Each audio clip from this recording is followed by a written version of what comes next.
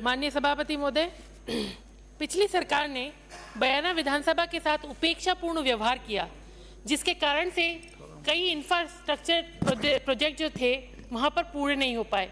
आज भी क्योंकि पिछली सरकार में न सड़कों का काम हुआ, न पेयजल पर काम हुआ, न चिकित्सा पर काम हुआ, जिसका खामियाजा आज भी जनता को भुगतना पड़ रहा है।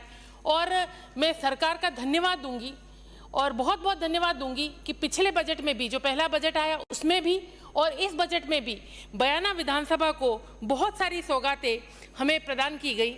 और इस बजट में हमें 3 बड़े रोड दिए गए, 2 GSS दिए गए 3311 के, और बयाना बस स्टैंड, रूपबास में रिको और बयाना की ड्रेनेज और सीवरेज के लिए हमें बजट प्रदान किया गया। इसके लिए मैं सरकार का बहुत बहुत धन्यवाद ज्ञापित करूंगी। साथ ही मैं ये कहना चाहूँगी कि राज्य सरकार के मुखिया हम सब के इसलिए भी कहूँगी कि वो भरतपुर से आते हैं, मैं भी भरतपुर से आती हूँ, तो भरतपुर के लाल आदरणीय भजन लाल जी साहब, CM साहब का और डिप्टी CM साहब का, जिन्होंने इतना अच्छा बजट पूरे ऑल ओवर प्रदेश के लिए दिया और जनता के हर वर्ग को एक सहूलियत पहुँचाने का काम किया, हर विधानसभा क्षेत्र को सहूलियत पहुँचाने का काम किया। और इस बजट के लिए कुछ चंद लाइनें मेरे दिमाग में है जो मैं कहना चाहूँगी कि नज़र में उतरना कमाल होता है, नज़र में उतरना कमाल होता है, नफस में बिखरना कमाल होता है, बुलंदियों पे पहुँचना कोई आसान नहीं, लेकिन बुलंदियों पे ठहरना भी कमाल होता है। क्योंकि समय की मेरी बाध्यताएं ज़्यादा है और समय भी मेरे पास कम है, तो मैं यही कहूँगी धन्यवाद देने के लिए तो बहुत सारी चीज़ें हैं और मैंने व्यक्तिगत तौर पे भी मुख्यमंत्री जी को, डिप्टी CM साहिबा को धन्यवाद दिया है। लेकिन मैं अपनी क्षेत्र की कुछ डिमांड्स हैं जिनको भी सदन के पटल पर रखना चाहती हूँ कि रुदावल को नगर पालिका क्षेत्र बनाया जाए, क्योंकि रुदावल एक कस्बा है जो सबसे बड़ी ग्राम पंचायत है हमारे क्षेत्र की, और वहाँ पर नगर पालिका के रूप में अगर उसको विकसित किया जाएगा तो ज़्यादा अच्छा होगा। साथ ही मेरे क्षेत्र में विजयगढ़ दुर्ग जो बहुत पुराना है और वहाँ पर वो ASI के अधीन आता है और वहाँ पर किले का बहुत अच्छा काम भी चल रहा है। टूरिज्म को विकसित करने के लिए मैंने भी अपने विधायक कोष से 10 लाख रुपए रोपवे के लिए वहाँ दिए। अगर उस रोपवे के निर्माण में सरकार सहयोग करे और बजट आवंटन करे तो टूरिज्म को वहाँ पर ज़्यादा अच्छे तौर पर विकसित किया जा सकेगा।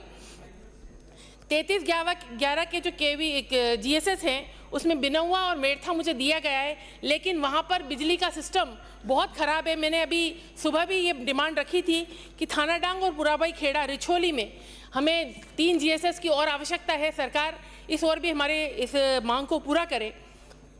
और सुबह भी मैंने कहा था कि 50,000 से ज़्यादा कंज्यूमर हमारे बयाना उपखंड में है और एक अलग से AN ऑफिस की हमारी डिमांड है। लगभग बहुत समय से ये डिमांड चली आ रही है और इसको भी सरकार ध्यान में रखते हुए AN ऑफिस की स्थापना करने का काम करे।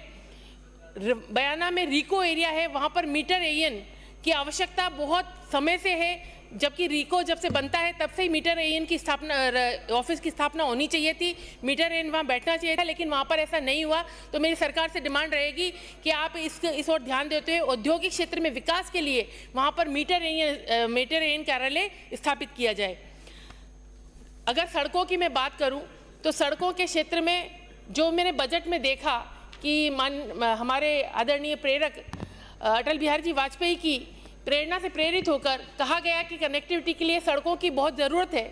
और मैं ये कहूँ कि पिछली सरकार में PWD जो मिनिस्टर थे वो मेरे ही विधानसभा क्षेत्र के पास से वैर से आते थे और हालत देखिए कि PWD मिनिस्टर के बगल वाली विधानसभा में सड़कों की स्थिति ये है कि 100 से ज़्यादा सड़कों की अभी डिमांड है। क्या आप सोच सकते हैं कि वहाँ पर पिछले कार्यकाल में सड़कों का निर्माण किस तरह नगण्य रूप में हुआ और जहाँ पर जो घोषणाएं हुई उनको भी धरातल पर नहीं उतारा गया।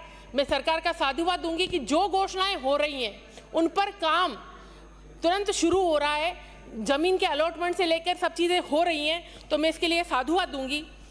साथ ही एक बहुत लंबी समय से एक डिमांड है रूपबास क्षेत्र की कि ADJ कोर्ट और ACGM कोर्ट की, आज भी वहाँ पर लंबे समय से ये डिमांड चली आ रही है और आज भी क्षेत्र के जो वकील हैं, बार एसोसिएशन है, वो आज भी आंदोलन पर है और उन्होंने अनिश्चितकालीन, जब तक ये डिमांड पूरी नहीं हो, उन्होंने कोर्ट का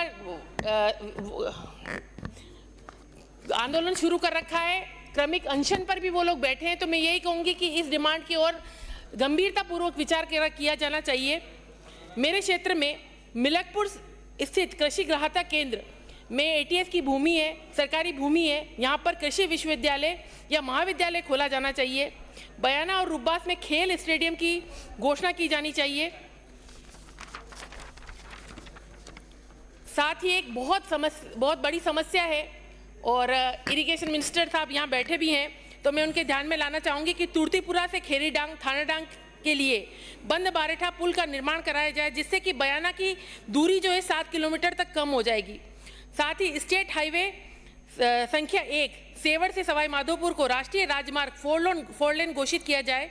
बयाना में ए श्रेणी का पशु चिकित्सालय है, लेकिन उसके लिए भूमि आवंटित हो गई है, लेकिन बिल्डिंग वहाँ पर नहीं है। तो मेरा ये भी निवेदन रहेगा सरकार से कि वहाँ पर इसके लिए भी राशि उपलब्ध कराई जाए। साथ ही बयाना नगर पालिका क्षेत्र को नगर परिषद में क्रमोन्नत किया जाए और डांग क्षेत्र में, बयाना का जो डांग क्षेत्र है उसमें एक नंदीशाला खोलने का मैं सरकार को प्रस्ताव करती हूँ। ये साथ ही यही कहूँगी, क्योंकि समय ज़्यादा नहीं है। सरकार का बहुत बहुत धन्यवाद बजट देने के लिए, और ऐसे ही सरकार बयाना विधानसभा क्षेत्र की जनता को बजट देती रहे, जिससे कि हमारे क्षेत्र के विकास को चार चांद लग सके। धन्यवाद।